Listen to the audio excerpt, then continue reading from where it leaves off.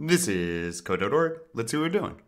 The painter is supposed to paint a path to the house, but the program is not working as intended. Find and fix the error in the program to help the painter reach the house. So let me hit run and see what's going on thus far. So we run into a wall. Let's see if they show us the end goal down here, and they do. Okay, that's what we're looking to do. So I want to start with our error. And we don't actually have an error to be clear, but we stop right here. So let's run through the code. Apparently we named our painter Molly, and we're using our painter plus class. While or as long as Molly can move forward, everything in these curly blocks here is going to happen. So from here to up, that's just the end of an if statement. That's tricky.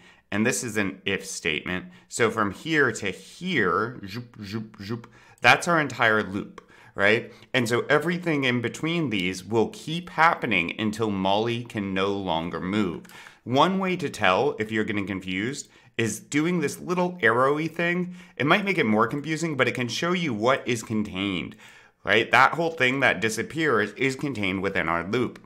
And so as long as we can move, and when we start way over here, bloop, it looks, there was nothing blocking our path. There was a paint bucket here, sure, but we could move. So the computer says, okay, can Molly move? And it looks, zoop, yeah, that's true. Nothing in our way. Yes, this is true. So it drops into this and says, if Molly is on bucket, Molly would not be on a bucket. We're standing here. This is false, so it doesn't attempt to take paint. That would cause an error. Skips over the stuff inside since it says, nope, Molly's not on a bucket. Molly would be here. If Molly has paint, nope, we didn't have any paint at the time. We didn't paint that square. That is false. Jumps over this. Molly move. Plop. Molly move is here. We hit the bottom, go back to the top of our while loop. We again ask the computer, hey computer, is Molly, can she move? And it goes over here and says, yep, Molly can move. Okay, well, if Molly is on a bucket, Molly, take all paint. Computer says, oh wait, because there was a bucket here. Molly's on a bucket, so Molly takes all the paint. Now, what is that running? You might be curious. Take all paint was something we created in Painter Plus, take all paint. As long as we are on the bucket, we take all the paint. That code runs, we take all the paint, and once it's done, it keeps going. If Molly has paint, well, yeah, we would now have paint. We just took all the paint.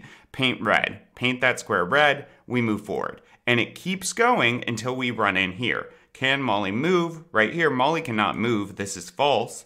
So what happens? While Molly has paint, well, we wouldn't have any paint. If I hit run again, I'm going to stop it. Oh no, we would have paint. While Molly has paint, Molly can paint red. Regardless, we're going to keep painting this square red over and over again, but we're not going to be moving because we hit this. So instead of doing that, let's see, as long as Molly has paint, as long as Molly can move, we move forward and we also are going to be painting. However, once we get to this square, this is false. So without this here, we wouldn't actually paint that square, right? Because when this ends, that square is not painted. See? So what we're going to want to do, though, is make sure we allow Molly to move. So let's see. While Molly has paint, Molly can paint red. We could put a turn right in between these, actually.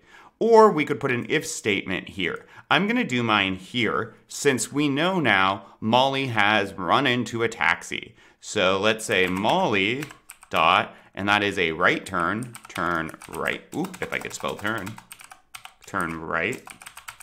Boom, boom, boom. And Molly should turn right. Let's see if that takes care of this. And quapow.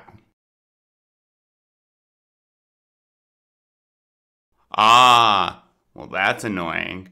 Notice, guys, they don't paint this last square.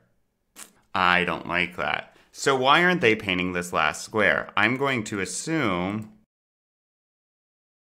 So this is only 12 spots.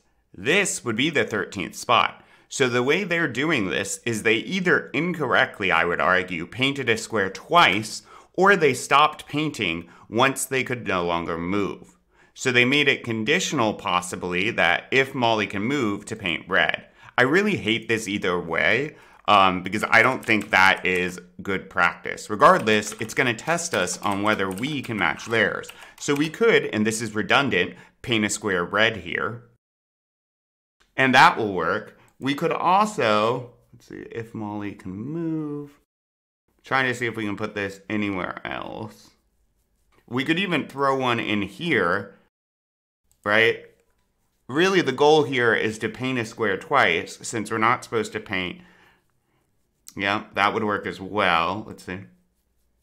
Yeah, I don't like either of those solutions. You can also have an if statement here. I just moved it back there. An if statement to stop painting some way when we get here. Regardless, that's what they're looking for. I don't love it, but ta-da. Onward.